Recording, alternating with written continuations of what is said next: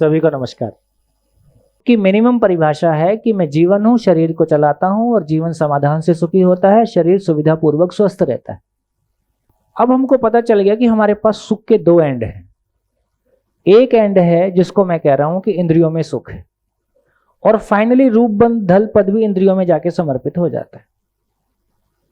Final स्थिति वही है, डेस्टिनेशन वही है ना। पद से मेरा अहंकार बढ़ेगा यदि समझ नहीं होगी, और फाइनली पद से पैसा आएगा। अहंकार ज्यादा सुख नहीं देता है, और जब तक कुछ सामने चार लोग थोड़ा सा अप्रिशिएट करने वाले हैं तब तक ठीक लगता है। जब मैं अकेला हो जाता हूं फिर बेरोजगार हो जाता हूं। उस बेरोजगारी में फिर मेरे को सुख की तलाश है, तो फाइनली इंद्रियां ही साथ देती, जितना भी देती। तो फाइनली जितना भी धन आया वो इंद्रियों में ही जाके समर्पित होगा, और लेवल अलग अलग है, ज़्यादा कहने की आवश्यकता नहीं है। तो ये समझ में आ गया कि बेसिकली मेरे पास एक एंड ये है कि मैं इंद्रियों से सुखी होता हूं, दूसरा एंड मेरे पास ये है समाधान से सुखी होता हूं। ये समाधान को थोड़ा सा और समझ लेते हैं। वो बात आई थी फिर रह गई। तो ये कह रहे हैं कि ये मूल ऊर्जा या ईश्वर ये आत्मा से भी सूक्ष्म है, इसलिए एक नाम परमात्मा है। ईश्वर, आत्मा, अल्लाह, जो भी नाम ले लें, ये अनुभव काल में आनंद के रूप में प्राप्त है। मूल ऊर्जा ईश्वर या परमात्मा अनुभव काल में आनंद के रूप में प्राप्त है। इसका विश्लेषण ही विचार काल में समाधान बराबर सुख के रूप में प्राप्त है। यही मूल ऊर्जा ही, ईश्वर ही आचरण काल में न्याय के रूप में प्राप्त है। न्याय बराबर उभय तृप्ति। और मूल ऊर्जा ही व्यवसाय काल में, जब मैं नेचर के साथ काम करता हूं, यही नियम के रूप में प्राप्त है। नियम से ही हम समृद्धि पूर्वक जी पाते हैं। देखिए, किसी भी मानव के जीने के ये चार आयाम, चार लेवल कह सकते हैं। विचार हमारे पास 24 घंटे चलता ही है, इसको व्यवहार कह रहे हैं। विचार, व्यवहार, कार्य, हम कार्य करते हैं। तो या तो हम प्रकृति के साथ काम करते हैं सुविधा पाने के लिए, या हम मानव के साथ काम करते हैं जीव चेतना से मानव चेतना में परिवर्तित होने के लिए, ट्रांसफॉर्म होने के लिए, दूसरे को ट्रांसफॉर्म करने के लिए। और इस अर्थ में हमारा विचार चलता ही है। और अनुभव पूर्वक मूल ऊर्जा को हम आनंद के सागर के रूप में पहचान पाए, ये हाईएस्ट लेवल पे होता है। ये इस लेवल पे आएगा, ये वाला लेवल है आनंद, अनुभव काल वो लेवल है। हाँ, सुख की निरंतरता ही आनंद है।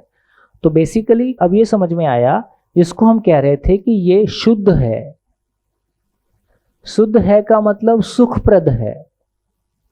तो हमारे पास सुख के दो छोर हैं। एक छोर है जिसमें हम कह रहे हैं कि इंद्रियों में सुख है, दूसरा छोर है जिसमें हम कह रहे हैं ये सहअस्तित्व को समझना और सहअस्तित्व पूर्वक जीना, ये अपने आप में सुखदायी काम है। उसके मूल में ये मूल ऊर्जा ईश्वर, परमात्मा, अल्लाह, ये अनुभव काल में आनंद के रूप में प्राप्त है। एक बार अनुभव हो गया तो रिवर्सल नहीं है, शरीर रहे ना रहे वो स्थिति बनी ही रहेगी, वो उसकी निरंतरता हो गई। अब उसके आधार पे विचार आवश्यकता अनुसार होगा। जितना विचार बना रहेगा उसमें समाधान ही समाधान है, सॉल्यूशन ही सॉल्यूशन है। कम से कम इतना तो दर्शन आपको हो ही गया 8 दिन में। जितने भी प्रश्न आपकी तरफ से उठे उसका संतोषजनक उत्तर मिला कि नहीं मिला? संतोषजनक उत्तर मिला, है ना। और हम और लेने की स्थिति में आएंगे तो धीरे धीरे और आगे बढ़ेंगे। कम से कम 8 दिन हमको ये एहसास करा देता है कि जिंदगी पे बात की जा सकती है, अस्तित्व पे बात की जा सकती है। ये पूरा कैनवस एक है और इसका कोई एक नियम है, यूनिवर्सल है। अब ज़्यादा मेरे को लगता है साउंड कर रहा है ये। पूरा एग्जिस्टेंस कैसा है? यूनिवर्सल है, लॉजिकल है, इसलिए अंडरस्टैंडेबल है, इसलिए प्रैक्टिसेबल है, सभी के लिए प्रैक्टिसेबल है, हेंस वेरीफाएबल है। लैब में, साइंस में एक ही प्रयोग को बार बार करने से सेम रिजल्ट आता है। यदि इस समझ का भी सभी परिवारों में, मानव में सेम रिजल्ट आने लगता है तो वेरीफाई हो गया। तो मानव ही ज्ञान की प्रयोगशाला है, मानव स्वयं ज्ञान की प्रयोगशाला है ना, और परिवार उसका प्रमाण स्थली है। तो स्वयं में समझ में आता है, परिवार में जीने में प्रमाणित होता है। तो इसका मतलब परिवार हमारी समझने की प्रमाणशाला है, मानव समझने की प्रयोगशाला है। उस प्रयोगशाला में हमेशा एक ही रिजल्ट आता है।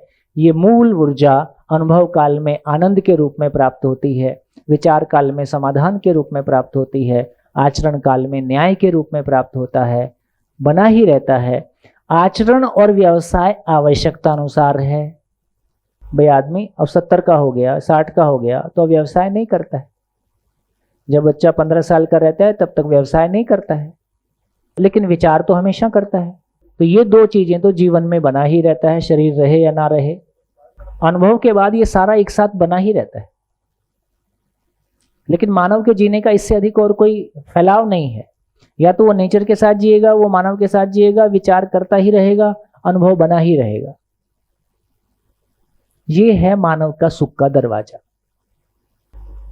भैया ये पूरा जो कुछ हमारे शिक्षा का फैलाव हो गया ना, ये अनावश्यक सूचनाओं का फैलाव है। इतनी सूचनाएं, मेरी कौन सूचना मेरे लिए जरूरी है, अभी ये तय करने का भी सामर्थ्य मेरे पास नहीं है। मैं क्या सोचूंगा जो YouTube वाला 4 वीडियो मेरे को भेज देगा। अभी तो मेरी सोच पे भी मेरा अधिकार नहीं रह गया है। वो सोचवाता है कि तुम क्या सोचोगे। क्यों शिविर में सब ब्लैक होल पूछ रहे? क्योंकि ब्लैक होल के वीडियो आते हैं। आप कल्पना करके देखो, आपको ब्लैक होल समझ में नहीं आएगा तो आपको क्या फर्क पड़ रहा है। लेकिन आपको अपनी आवश्यकताओं की समझ नहीं है तो रोज फर्क पड़ रहा है। आपको अपनी पहचान की क्लैरिटी नहीं है तो रोज फर्क पड़ रहा है। जिससे मेरे को रोज फर्क पड़ता है उसके मेरे को पता ही नहीं है। जिसकी मेरी जिंदगी में कोई जगह नहीं है उसमें मैं बहुत कुछ सोचता हूं। हाँ जी, तो मैंने ये इसलिए लिखा कि हमारे पास 2 एंड है सुख के, तो वो हमारी क्लैरिटी बनी। तो अब ये समझ में आता है व्यवहार की महिमा इससे कम में नहीं है कि जब हम ऐसा उतरते हैं। तो इसी को बोल रहे हैं न्याय, धर्म, सत्य। तो क्या हो गया? नियम, न्याय, धर्म, सत्य। खेती करेंगे, फैक्ट्री चलाएंगे तो कोई नियम पता होगा तभी करेंगे ना। तो व्यवसाय नियम पूर्वक होता है। जब नियम पूर्वक व्यवसाय करते हैं तो हम समृद्धि को प्रमाणित करते हैं। न्याय, आचरण न्याय पूर्वक होता है, व्यवस्था का विचार होता है और आचरण न्याय के साथ होता है। तो ये क्लैरिटी हमारी बनी।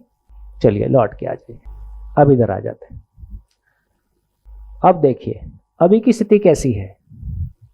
अभी मेरी इच्छा कहां से आती है? एक मोटी बात कर लें, मेरी सारी इच्छा सामान से सम्मान की तलाश और सुविधा से सुख की तलाश। इसी को बोला PHL, प्रिय हित लाभ। तो अभी मेरी इच्छाएं कैसी हैं? प्रिय हित लाभ। जो इंद्रियों को अच्छा लगे, शरीर को अच्छा लगे, शरीर के स्वास्थ्य के अर्थ में हो ज़्यादा से ज़्यादा, और जो धन के अर्थ में हो। तो अभी मेरी इच्छाएं कैसी हैं? प्रिय हित लाभ के अर्थ में। मेरा कंपैरिजन कैसा है? प्रिय हित लाभ के अर्थ में। मेरा विश्लेषण कैसा है? प्रिय हित लाभ के अर्थ में। मेरा आस्वादन कैसा है? प्रिय हित लाभ के अर्थ में। मेरा चयन कैसा है? प्रिय हित लाभ के अर्थ में। इससे क्या निकलेगा? कार्य, व्यवहार तो कैंसिल हो गया। कार्य से क्या मिलेगा? तृप्ति मिलेगी कि अतृप्ति मिलेगी? क्योंकि उसमें सुख की निरंतरता नहीं है इसलिए अतृप्ति मिलेगी। इसलिए आप दुनिया भर के जॉब करने वाले सभी, जॉब मतलब कोई भी काम, खेती करता है, जॉब करता है, कुछ भी करता है, किसी को भी पूछ कर देखो 10-15 साल बाद तुमको इसमें कितनी संतुष्टि है। प्राइवेट नौकरी में तो आदमी का नहीं बनता है, छोड़ के दूसरी कंपनी में चला जाता है, काम बदल देता है, जॉब बदल देता है, शहर बदल देता है। सरकारी सिस्टम में ऐसा है नहीं, इतना आसान नहीं है, तो चीजें और लिमिटेड हो जाती हैं। दूसरा, अपनी योग्यता का जो एक आकलन का वातावरण बनना चाहिए, जो योग्यता को अप्रिशिएट किए जाने का वातावरण बनना चाहिए। प्राइवेट जॉब में या तो आप परफॉर्म करोगे, नहीं तो बाहर हो जाओगे। तो भयवश भी और मोटिवेशन के कारण भी परफॉर्म करना आपकी जरूरत है। तो आप अपने आप को लगातार मांसते रहते हो। इधर क्या है, लैक ऑफ इंसेंटिव भी है और काम नहीं करने से कोई रिस्क भी नहीं है। ना करने में ज्यादा फायदा है, कुछ ज्यादा काम नहीं देगा। एक काम करने के बाद नहीं तो अगला काम भी कोई देगा। तो ये भी एक तरीका है कि काम ना किया जाए ताकि लोग परेशान मत करें। आपकी इमेज ही ऐसी हो जाए यार इसको काम देना ठीक नहीं, बिगाड़ देगा। तो ये सब जो मैस हो गया है, तो इसका मतलब है कोई सिस्टम विशेष का मामला नहीं है, लेकिन अपने ही जैसी मेरी समझ है वैसी सिस्टम की समझ है। तो इन सारी परिस्थितियों में देखता हूं तो फिर एक नई इच्छा, तो मैंने जॉब बदल के देख लिया, जॉब 1 2 3, फिर शादी हो गई। अब शादी क्या है हमारे लिए, शादी का चित्रण। तो लड़की कैसी होगी, लड़का कैसा होगा, तो आपका चित्रण कैसा है, लक्ष्य तो कुछ नहीं, प्रियहित लाभ का चित्रण, पीएचएल का चित्रण, पीएचएल का तुलन, पीएचएल का चयन हो गया, शादी होगी। अब शादी व्यवहार है कि कार्य है, कार्य में क्या होगा, क्षणिक तृप्ति, क्षणिक तृप्ति के बाद अतृप्ति, उसके बाद शादी 2, यही होगा। इसलिए ये 1 2 3 करते करते लगता है शादी करना ही ठीक है, लिव इन ठीक है, बार बार ये झंझट ठीक नहीं है, इतना खतरा मोल लेना। तो लाइफ टाइम अपने आप को किसी के साथ कमिट करना ये बहुत बड़ा रिस्क है। अब हम इस जगह में आ गए, क्योंकि जब क्लैरिटी नहीं है तो फिर अपने आप को फंसाना ठीक। तो ये सब अनिश्चितताएं, मूल में ये समझ में आया कि बेसिकली जिंदगी ही उसमें से मिसिंग है। तो जैसा जिंदगी अभी हम जी रहे हैं उसमें सारे चित्रण कहां से आ रहे, पीएचएल से। अब ये स्टोरी बंद कर देते हैं, ठीक है, अब नई वाली स्टोरी शुरू करते हैं। अब आपको किसी ने धक्का मार दिया शिविर में, तो शिविर में जो सरकारी लोग आते हैं उनमें से कुछ लोग आते हैं सुनना ही नहीं है। तो तुम भेज ही तो दोगे, सुनना नहीं सुनना तो हमारे हाथ में है। मिक्स वैरायटी आती है। जो सामाजिक लोग अपनी छुट्टी लेके अपना तन मन लगा के आते हैं वो सारी इस मानसिकता के साथ आते हैं, और जिसने भेजा होता है उसके प्रति उनको विश्वास होता है, तो इस मानसिकता से आते हैं कि यार ध्यान से सुनना है, क्योंकि स्वेच्छा से ही आते हैं। खैर, आप लोग भी 2-3 दिन बाद स्वेच्छा में आ ही जाते हो, सुनना है। तो सुनने का जब तक चयन नहीं होगा तब तक आप सुन भी नहीं सकते हैं। हॉल में बैठे रह सकते हैं, यदि अंदर से सुनने का चयन नहीं किया है कि सुनना है, सुनने की स्वीकृति नहीं आई, तो तब तक आप सुन नहीं पाएंगे। मान लीजिए सुनना शुरू, तो आप चयन पूर्वक सुनते हैं और हम शब्दों के अर्थ का आस्वादन करते हैं। शब्द को सुनते हैं और शब्द से जो अर्थ इंगित है उसका आस्वादन करते हैं। आस्वादन क्या क्या चीज का करते हैं? जो हॉल में बोला जा रहा है उसमें कौन सा सुख है? रुचिमूलक? हॉल में रुचिमूलक सुख नहीं है। हॉल में मूल्यमूलक और लक्ष्यमूलक सुख की निरंतरता हो सकती है, संबंधों में तृप्ति पूर्वक जिया जा सकता है, इतनी ही बात कह रहे। अभी तक मेरे को कौन सा सुख मिलता था? रुचिमूलक। तो अब मेरे पास दूसरा सुख आना शुरू हो गया, कौन सा? न्याय धर्म सत्य। तो हमने न्याय धर्म सत्य को सुना, न्याय धर्म सत्य हमारे पास आना शुरू हुआ। तो हमारा आस्वादन, जो 2 बचे हुए सुख थे कि सुख की निरंतरता हो सकती है और संबंध में जिया जा सकता है, ये जो आश्वासन है इससे हमारा जीने के प्रति आशा बढ़ती है कि जिया जा सकता है। पहला काम होता है कि आशा बढ़ती है। अभी तक आशा की हालत कैसी होती है उसको समझते हैं। देखो, मन शरीर को चलाता है, इसको ध्यान से सुनना। मन शरीर को चलाता है, ऊपर लिखे देता हूं, वृत्ति, चित्त, बुद्धि और आत्मा। सच्चाई ये है, एक जागृत मानव में आत्मा बुद्धि को चलाता है, बुद्धि चित्त को चलाता है, चित्त वृत्ति को चलाता है, वृत्ति मन को चलाता है, मन शरीर को चलाता है, शरीर गाड़ी को चलाता है। ये साधन, शरीर के द्वारा हम साधन को यूज करते हैं। ये नेचुरल क्रम है, ये जागृत मानव का क्रम है। और आत्मा ईश्वर में अनुभूत रहता है। इतना सीक्वेंस है। एक बार सुख के प्रकार फिर से बता दीजिए। रुचि मूलक और उसके अलावा जो थे 3। सुख के प्रकार का मतलब रुचि मूलक मतलब प्रिय हित लाभ, मूल्य मूलक मतलब न्याय, और लक्ष्य मूलक मतलब धर्म और सत्य। तो बेसिकली जो रुचि मूलक मतलब इंद्रियों से जो सुख मिलता है वो रुचि मूलक है। संबंध में जो तृप्ति की अपेक्षा है, भाई बहन के साथ, गुरु शिष्य के साथ, मित्र मित्र के साथ, पति पत्नी के साथ जो भावनात्मक स्तर पे तृप्ति की अपेक्षा है, संबंध में जीने की अपेक्षा है, वो मूल्य मूलक है। और लक्ष्य मतलब मैं जिंदगी में पाना क्या चाहता हूं। पाना क्या चाहता हूं तो पता चला कि मैं समाधान, समृद्धि, अभय, सहअस्तित्व को मानव लक्ष्य को प्रमाणित करना चाहता हूं। इसलिए शिक्षा के बारे क्या कहा गया? मानव लक्ष्य की पहचान और मानव लक्ष्य को साकार करने की योग्यता पा लेने का नाम शिक्षा है। मैं मानव लक्ष्य को पहचान सकूं और उसको डिलीवर करने के लिए अपने आप को योग्य बना सकूं, इसके लिए 20 साल है। बढ़िया, आगे चले।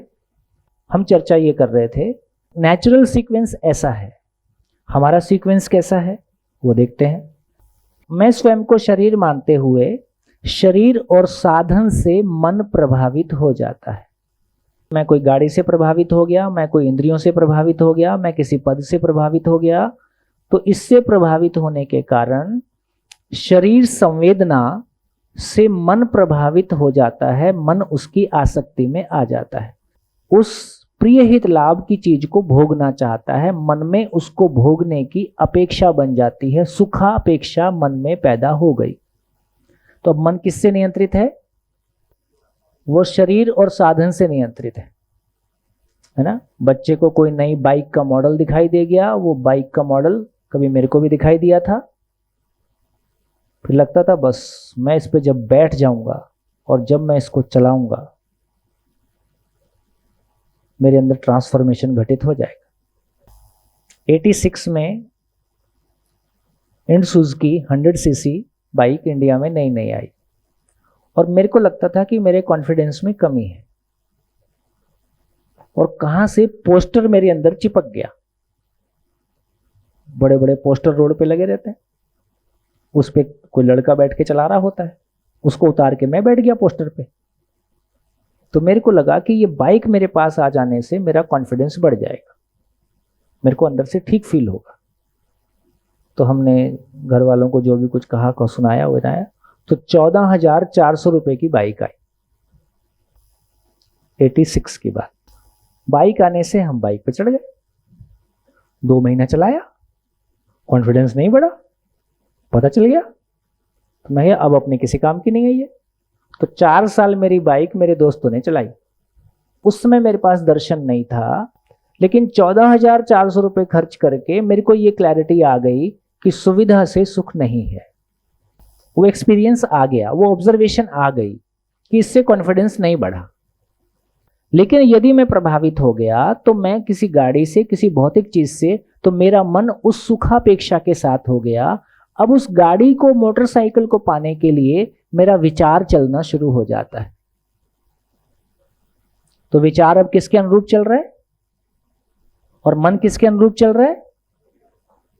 और विचार पूर्वक मैं चाहता हूं, उस गाड़ी को पाने की इच्छा बन गई है, बना रहा हूं। मुझको भीतर से यह भी लग रहा है कि ये गाड़ी मेरी जरूरत है नहीं।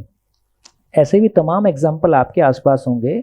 कॉलेज डेज में हमको गाड़ी की जरूरत नहीं है, हमारी ट्यूशन क्लास पास में ही है, पर मैं ढूंढ के ऐसा टीचर ढूंढता हूं जो कम से कम 10 किलोमीटर दूर हो, ताकि मैं पापा को बता सकूं, पापा 10 किलोमीटर आना जाना है, साइकिल से अब नहीं चल पाएगा, गाड़ी लेना पड़ेगा। तो मैं कुछ भी जुगाड़ करता हूं, परिवार सहमत नहीं है, घर में पैसे की स्थिति नहीं है, मुझको भी समझ में आ रहा है कि ये इतना मेरी जरूरत नहीं है, लेकिन मेरा मन अटक गया है। मेरा मन अटक गया है तो मैं विचार को उसके अनुरूप चलाना चाहता हूं, इच्छा को उसके अनुरूप चलाना चाहता हूं। सच्चाई क्या है? मन से बड़ी ताकत कौन है? साधन से बड़ी ताकत कौन है? शरीर से बड़ी ताकत कौन है? मन से बड़ी ताकत कौन है? इससे बड़ी ताकत कौन है? इससे बड़ी ताकत कौन है? इससे बड़ी ताकत को। शरीर मन से छोटी ताकत है, लेकिन आसक्तिवश शरीर मन को चलाता है या मन शरीर के अनुसार चलता है। जब छोटी ताकत बड़ी ताकत को चलाती है तो ये सूदिंग होगा कि इसमें कन्फ्लिक्ट होगा? इसमें जो कन्फ्लिक्ट होता है, जो मन में कन्फ्लिक्ट है, वो शरीर पे साइकोसोमैटिक रोग के रूप में आता है। शरीर और मन के बीच में जो कन्फ्लिक्ट है उसका प्रभाव शरीर पे किसी रोग के रूप में आएगा। अब मन वृत्ति को चलाना चाहता है। वृत्ति मन से बड़ी ताकत है कि नहीं? मन अपने से बड़ी ताकत को चलाना चाहता है, वृत्ति उससे बड़ी ताकत है। अब वृत्ति और मन के बीच में विरोध है।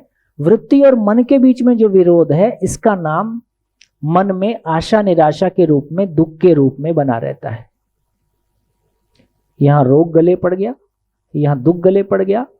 अब वृत्ति चित्त को चलाना चाहता है, वृत्ति से बड़ी ताकत चित्त है, चित्त और वृत्ति के बीच में अंतर विरोध हो गया, तो चित्त जो वृत्ति के साथ में विरोध में आ गया तो वृत्ति में उसको अशांति के रूप में पाता है, उसका नाम अशांति है।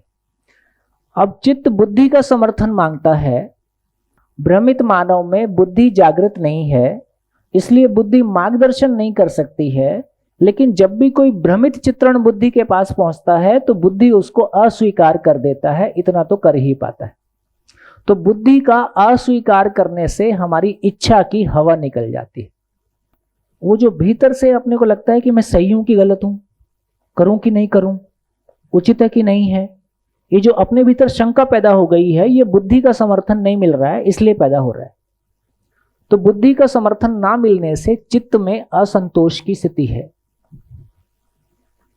तो चित्त के लेवल पे असंतोष, वृत्ति के लेवल पे अशांति और मन के लेवल पे दुख, शरीर के लेवल पे रोग और उपलब्धि के रूप में जो मैं कर दिया उसकी फलन में फाइनली अतृप्ति, क्योंकि उसमें सुख की निरंतरता नहीं है। बढ़िया। जो मेडिटेशन करते हैं लोग, प्रैक्टिस करते हैं, तो वो भी एक तरीके का नेगेटिव अप्रोच है, ऊपर की तरफ कंट्रोल करने की कोशिश कर रहे हैं वो।